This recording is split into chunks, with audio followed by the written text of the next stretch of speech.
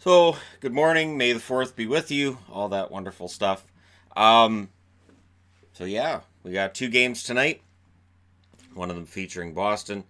Um, and I just want to start out and say I know that fans of both Boston and Dallas started getting kind of, hey, Shannon, you got to start enjoying these wins a little more. Stop finding fault. Interesting thing 2011, Boston wins the Cup over the team I was actually cheering for ahead of Boston in those finals, which was Vancouver. 1999, Dallas wins the Cup. Uh, his skate was in the crease. So I have never had an actual, really pure moment of joy that wasn't somewhat tarnished in the entire time I've watched Stanley Cup playoffs hockey. In the Stanley Cup final, that last game, I've never had that. I'm just going to enjoy this moment. So there is a part of me that kind of waits for the other shoe to drop and doesn't want to get too excited. And sometimes I feel like I'm sitting watching the Titanic expecting a different result than the last time I watched it. Why does it always hit the iceberg? Why are they ordering more speed? Don't they remember they hit the iceberg the last time through? Like you're watching it like it's Groundhog Day, but nothing ever changes. And that kind of feels like how my hockey experience has been over the years. So that's where a lot of the I'm going to hold off on being excited thing comes from. Now I cheer at the end of games when a team wins. And then immediately thereafter, I'm like, okay, that game's over. Now we're moving on to the next one. Because again, staying nice and even. And also for the channel, I try to stay nice and even. But I will see fault with the team I cheer for. Because I know what's fallen teams in the past. And I get really nervous. Because you want to see them do well.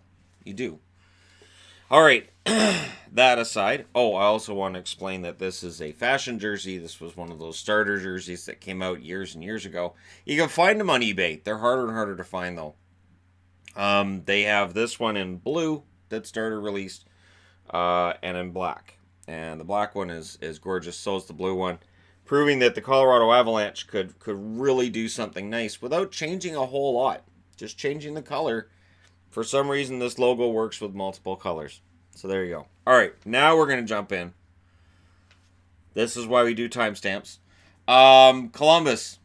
Columbus in against Boston tonight. Big game for Boston. So it feels like the momentum's on Boston's side. Now they have to prove that it is, because the problem is momentum hasn't been a thing in the playoffs except for teams that sweep. So the Islanders had momentum, and then they didn't. And Carolina said, we'll take that. And now tonight, Boston's trying to hold on to it while Columbus tries to wrestle it back. Game one in this series was 3-2 for Boston. Had Boston fans feeling pretty good about how their chances looked. And then Columbus felt pretty good because they win the second game 3-2 in Boston. Then they go home, they win game 3 2-1. Things look pretty good for Columbus. However, game 4, Boston wins 4-1. Now, if that Boston Bruins team shows up tonight, if Columbus isn't able to adjust, and if Bobrovsky's not able to adjust, then there's a problem. Now, their last round, the Columbus Blue Jackets won 4. So this is the longest round they've had so far in the playoffs. But you know what? It's also the only time they've ever been in the second round, so they should be plenty rested. Whereas Boston, last round, they went to Game 7, but they also lost Game 5 on the way there. They got themselves behind the 8 ball, and then they had to win Games 6 and 7 before knocking out Toronto. I don't think they would be able to do the same against Columbus. And here's the thing, I'd rather not find out. Points leader for Columbus is Panarin with 10. Goals leaders, Duchesne and Panarin both have 5. And I've got plus minus on the board because I think that when you're talking about playoffs and you're only against a couple of teams, I think plus minus means a lot more than it does during the regular season when you're against everybody. And planning isn't nearly as important during the regular season as it is during the playoffs. So your leaders for Columbus are Harrington, Werenski, and Duchesne with plus 5s. And then at the bottom, you've got Dubois and Anderson with minus 3s. And Dubois, he's had some rough patches here and there. Definitely, you can tell he's young. But this is the best way to learn, is in the playoffs, right? Points leader for Boston is Marchand with 10. Goals leaders, Bergeron and Coyle both have 5. So both teams with similar points. However, Boston has played more games in the playoffs. So these numbers may match up, but Boston's played more games to get there. Chara's leading them with a +8. And I know Chara frustrates people, makes people upset and angry and whatnot. He is a beast out there. He is huge. He is 6'9". He has a wingspan of about 46 feet, and he's bigger than a human. As I've stated when I've seen him live playing games, I'm like, that's too big to be a person. He's something else. That's Zdeno Chara. Moore is a -4, so that's why he hasn't played every game in the playoffs. He has struggled when he's been in the lineup. Goaltending. So it's going to be Bobrovsky tonight. His even strength save percentage is a .948, which is the highest on the board. Power play save percentage, .867, which is second highest on the board. Shorthanded save percentage is .750, which is lowest on the board. They've allowed 2 shorthanded goals in these playoffs, so that save percentage is a little bit lower. On the power play for the playoffs, Columbus has a 32% power play. Their penalty kill is 81.8% for the entire playoffs. So overall, the numbers for Columbus are still pretty solid, and the numbers for Bobrovsky are as well. They do appear to be somewhat vulnerable to shorthanded goals, but we'll see what happens tonight, right? Now, on the Boston side of things, Tuukka Rask, his even strength save percentage is .943. So that's the second highest on the board. Power play save percentage, .872. That is the highest on the board. The shorthanded save percentage, .929, which is second highest on the board. So they've allowed, I believe, just the one shorthanded goal in these playoffs. So Tuukka's playing very, very well. I haven't said he isn't. I just, again, you kind of get used to being hardest on your kids, right?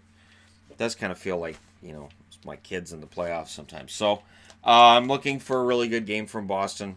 I'm hoping that it's a nice, clean game, and we're not talking after the game about some egregious incident, some goal that shouldn't have counted, or some punch to the back of the head that shouldn't have happened, or anything like that.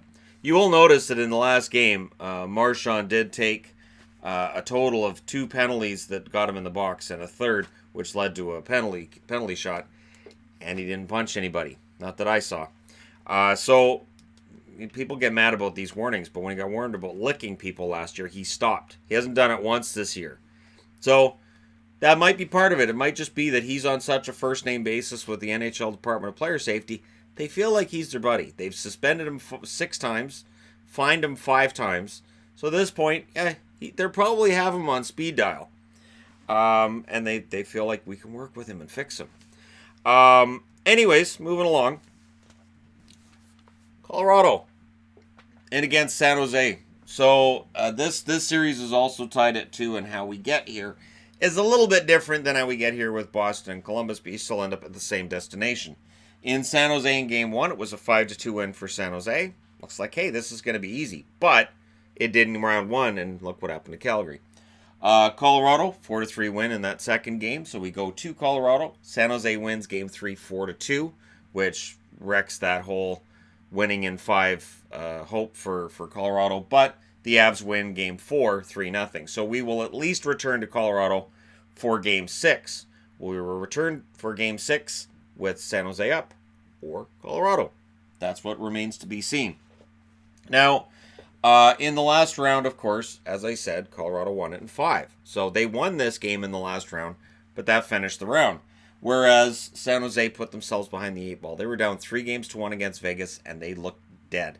They won 5, they won 6, and then they won 7. And as much as people are there's still some complaining that goes on with that.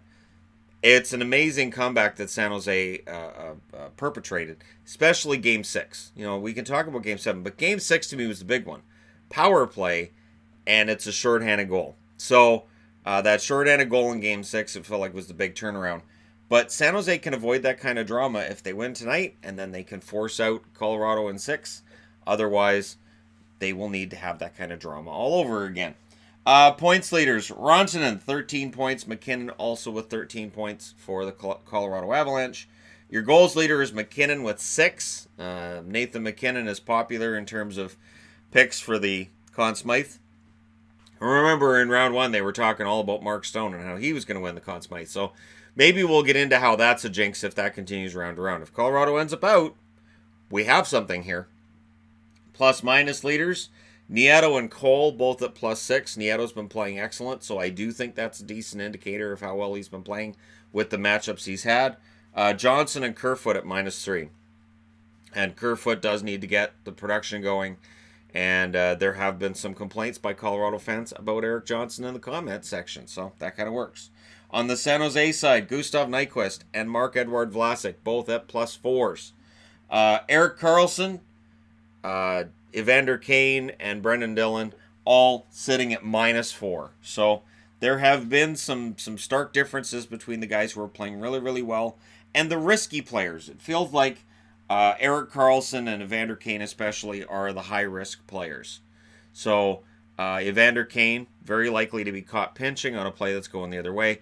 Erik Karlsson is just on the ice a lot. And that -4, a lot of that would have come against Vegas. I don't even have to look up the numbers. A lot of that would be against Vegas. He struggled early. So his play's been getting better. His numbers get better, but still overall he's sitting at a -4.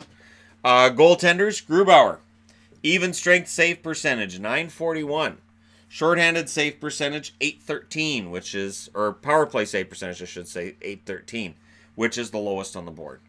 So his save percentage when his team's killing a penalty, not great. The shorthanded save percentage is 1,000. They have not allowed a shorthanded goal in these playoffs. So that's the only goaltender on the board with a 1,000 in that. So we'll see if that keeps up tonight. Their power play, I didn't mention Boston's power play is at 31.3%. Their penalty kills at 80.6. There's a note. Colorado, 17.9% power play. It's the lowest on the board. Penalty kill at 81.8%.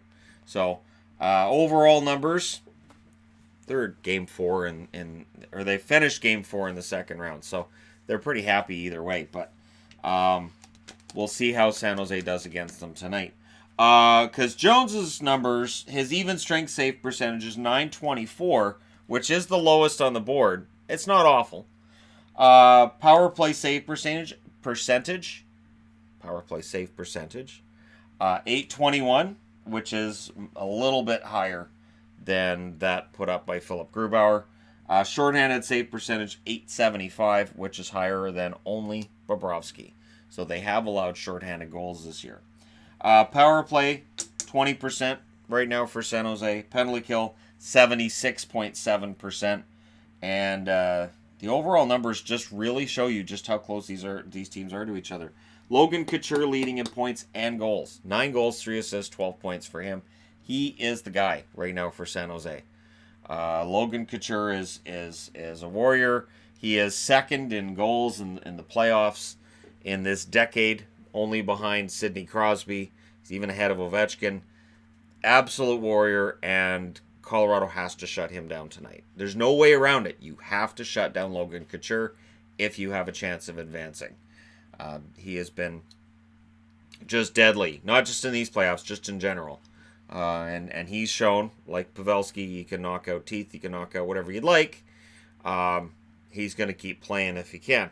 And I haven't heard yet whether or not Pavelski is likely to play tonight or if he's likely to play Game 6, but there's been some hints out there that he could be ready to return in this series. And we'll see, because if he comes back, that may change the whole complexion of everything. It changes all the matchups for Colorado and could potentially throw them off as long as he's 100%. That's the key. Let me know what you guys think in the comment section below as always. Don't forget to hit like and subscribe. If you're browsing your way through, you just happened upon this video. And hey, thank you guys so much for watching. I'll talk to you again soon.